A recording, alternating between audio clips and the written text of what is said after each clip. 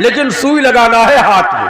कहा ये कौन उल्टी खोपड़ी की बात करते हो, फोड़ा यहाँ पर, इंजेक्शन यहाँ लगाना है। कहा यही मजहब इस्लाम का टेक्नोलॉजी है, यही मजहब इस्लाम की फकाहत है कि पादा कही है लेकिन धोना पड़ेगा। कर समझ में आया पंडित जी? कर समझ में आया? अब्दुल्ला पादरी जब हारने लगा तो 3-4 अटकल पच्चू सवाल के, अटकल पच्चू सवाल। बहुत से लोग हैं मौलवी को सवाल करेगा कि बड़ा मौलवी का छोटा मौलवी का, मौलाना साहब हजरत मूसा अलैहिस्सलाम की पोती का क्या नाम था? तो इसका तो कोई पढ़ाई नहीं, बनी इसराइल के वाकयात से पता चलता है। तो मौलाना ने कहा कि मूसा अलैहिस्सलाम की पोती का नाम मुझे याद नहीं। कहा यही सब पढ़े हैं, जाइए जाइए, कुछ आता जाता नहीं। हालांकि गलत बात है ना। अरे कोई जरूरी है कि मूसा अलैहिस्सलाम की पोती का नाम जान ले, वो भी पहले नबी की?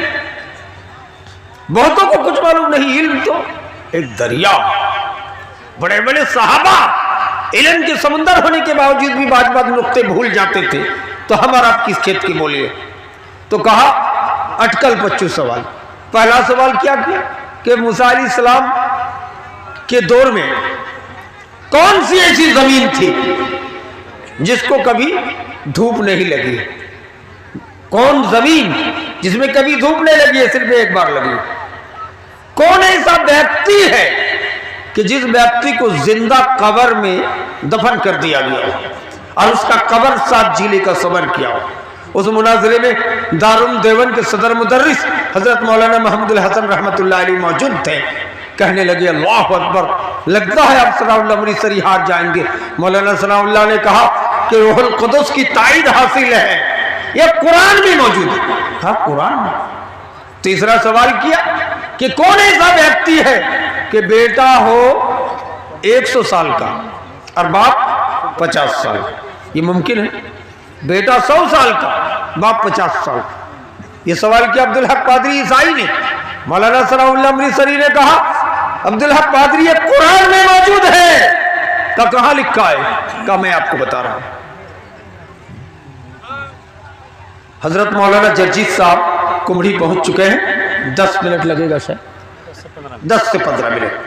तब तक मैं चलाऊं, मुझे गलत बात नहीं बोल रहा। मैंने कहा था कि ऐसी बात बताऊंगा कि आपने नहीं सुना है, ये सुना है तो मेरी ही ज़बानी सुने होंगे। कहा कि कौन है? 3 सवाल की बात है।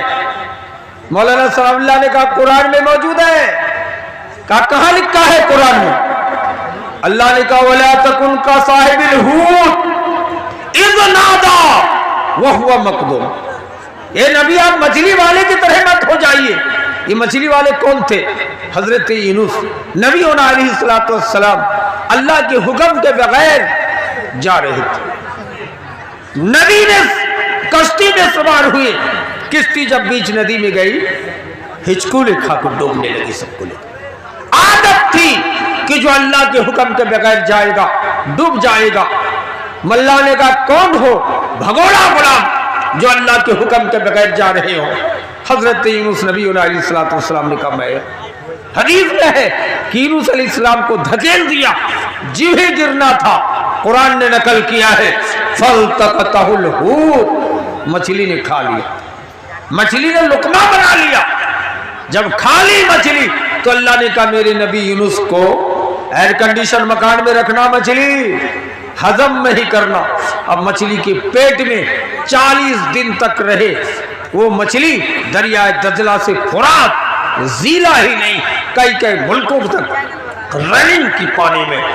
जब अल्लाह ने हुक्म दिया हजरत यूनुस अलैहिस्सलाम के दिल में इल्का कर दिया ला इलाहा इल्ला अंता सुब्हानका इन्नी कुन्तु मिनज़ ज़ालिमीन। दुआ करने लगे, मछली ने उगल दी। अल्लाह तबारक व तआला का हुक्म देखिए और वो मछली उगल करके हजरत यूनुस पर दावत व तबलीग का काम कर। यूनुस है जिसको जिंदा दफन कर दिया गया था, यानी मछली के पेट में चले गए थे। अब उनकी कब्र मने मछली जो हजरत यूनुस की कब्र घूम रहे हैं। कहती दूसरा सवाल कौन ऐसा शख्स है कि बेटा 100 साल का अब बाप 50 साल का? सूरा बकरा में अल्लाह ने जिक्र किया है। सूरा बकरा में है कि हजरत उज़ैर से पूछा गया था कम लबिस्ता, क़ाल लबिस्त यौमन औ बअज़ यौमिन, क़ाल बल लबिस्त मियत आमिन फंजुर इला तआमिका व शराबिका लम यतसन्ना। ये कुरान की आयत है सूरा बकरा की। हजरत उज़ैर नबी अलैहिस्सलाम कौम आद वो समूद के खंडारात से गुजर रहे थे, देखकर कहने लगे अल्लाह इस मुर्दों को कैसे तू जिंदा करेगा। आज भी लोग कहेगा अल्लाह मुर्दा को कैसे जिंदा करेगा भाई। हजरत इब्राहिम ने भी कहा था। कैसे कहा इब्राहिम ने? बड़े नबी है ना, नबी के बाद उन्हीं का नाम नंबर है, दरूद में उन्हीं का नाम है। हजरत इब्राहिम ने कहा ए अल्लाह कई बात हुई मौता, कैसे तू मुर्दे को जिंदा करता है। अल्लाह ने कहा फलम तुमिन भी, इब्राहिम क्या मुझ पर विश्वास नहीं रखते हो? कहता अल्लाह विश्वास रखता हूं, लेकिन एक मुर्दे को जिंदा करके दिखा देता तो वला यतमइन्ना कल्बी, मेरा दिल का इत्मीनान हो जाता। अल्लाह ने कहा फकुज़ अर्बअतम मिनत तैर, 4 परिंदों को लो, कीमा बनाओ। कीमा जानते हैं ना, गोश्त को जो पीस के बनाया जाता, हमारे सुरजापुरी भाई को हम जानते हैं। कीमा बना दो और कहो अल्लाह के हुक्म से उड़ जाएगा। हजरत इब्राहिम ने यही किया, गोश्त का कीमा बनाया 4 परिंदे को पकड़ के और कहा अल्लाह के हुक्म से उड़ जाओ। फर उड़ने लगे। हजरत इब्राहिम सजदे में गिर गए कि अल्लाह तूने प्रैक्टिकली तौर पर मुर्दे को जिंदा करके दिखा दिया। हजरत उज़ैर कहने लगे अल्लाह कैसे तू जिंदा करेगा कौम आद और समूद को? मौत दे दी। फअमातहुल्लाहु मिअता, 100 साल हजरत उज़ैर मुर्दा पड़े रहे। और उज़ैर अलैहिस्सलाम का बेटा जो 6 महीने का घर में था 100 साल का हो गया कि नहीं? हजरत उज़ैर मुर्दा पड़े रहे 100 साल और उज़ैर का बेटा घर में 100 साल का हो गया। 100 साल के बाद जब मुर्दा पड़े रहे उसके बाद अल्लाह ने जिंदा किया उज़ैर को। पूछा उज़ैर कितने दिन मुर्दा पड़े रहे? हजरत उज़ैर कहने लगे लबिस्तु यौमन और बादा यौमिन, हे अल्लाह मुझे ऐसा लगता है कि 1 दिन या 1.5 दिन। अल्लाह ने कहा नहीं उज़ैर बल लबिस्त मिअता आमिन फंजुर इला तआमिका व शराबिका लम यतसन, खाने पीने की चीज को देखो। 100 साल मुर्दा पड़े रहे। मेरे भाई मैं यहीं से बात खत्म करने के डगार पे हूँ। मैं आपको कहना चाहता हूँ अब्दुल हक कादरी मुनाजरा हार गया।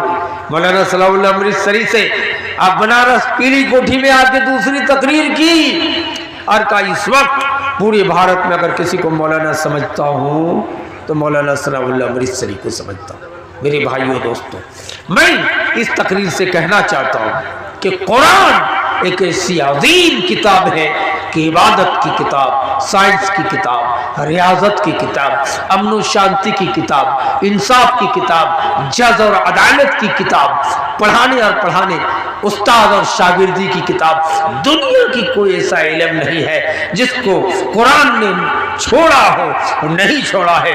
मेरे नबी ने कह दिया मा तरक्तु शैआ मिम्मा अमरकुमुल्लाह इल्ला वक़द अमरतुकुम बिही वला शैआ मिम्मा नहाकुमुल्लाहु अन इल्ला वक़द नहैतुकुम अन्हु। मैंने कायनात में कोई चीज़ ऐसी नहीं छोड़ी है जिसका अल्लाह ने मुझे हुक्म दिया हो और मैं तुमको ना बताया हो, और कोई ऐसी चीज़ भी नहीं छोड़ी है कि जिससे अल्लाह ने मना किया हो और मैं तुमको मना ना किया हो। मेरे भाइयों, ये तमाम हदीस आयत कुरानिया ये इस बात पर दाल है कि दुनिया की तमाम डॉक्टरियत और साइंस की तालीमात कुरान ने दिया है, हदीस रसूल ने दिया है। सिर्फ समझने की बात है, हमने कुरान को उस नाहिए से समझा नहीं है जिस नाहिए से हमें और आपको समझने की जरूरत है। दोस्तों, उस अजीम किताब कुरान पर वसीम रिजवी जैसा मुर्तद काफिर आदमी ने कीचड़ उछाला है।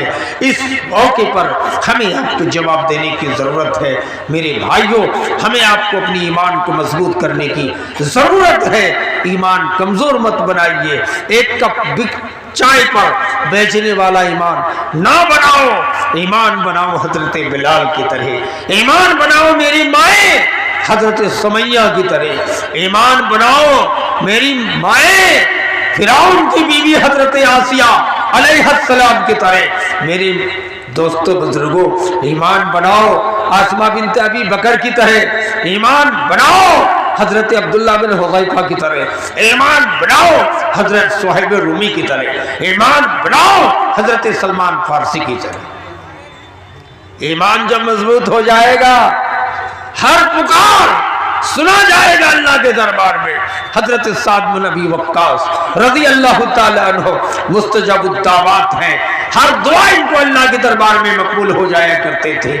यहूद ने कहा कि मोहम्मद जैसे भिखारी का पीछा किया हो, तुम्हारा बागात सूखा है, पैसा नहीं है कि पानी पटा सको, लेकिन हम पैसे वाले हैं, हमने कुएं से पानी सींचकर खजूर के बागात को सैराब कर दिया है, तुम नहीं कर सकते हो। हजरत साद बिन अबी वक्कास के आंखों में आंसू आ गया, नोही पर हाथ उठा के दुआ करने लगे कि हे अल्लाह, अगर तेरे नबी का उम्मती हूँ, ये अल्लाह अगर तेरा बंदा हूँ, तो यहूद के सामने मेरे खजूर के बागात को सैराब कर दे। हदीस में लिखा है नबी कायनात ने फरमाया तो साद बिन अबी वक्कास के खेत के बराबर बादल छा गया, दाएं धूप बाएं धूप, उधर भी धूप इधर भी धूप। हजरत साद बिन अबी वक्कास के बागात के बराबर बादल है, पानी बरस के खेत को सैराब कर दिया। और सैराब करना देखना था, यहूद कलमा पढ़ के मुसलमान हो गया। मेरे भाइयों, हमें आपको ईमान को मजबूत बनाने की जरूरत है। मेरे नौजवान दोस्तों,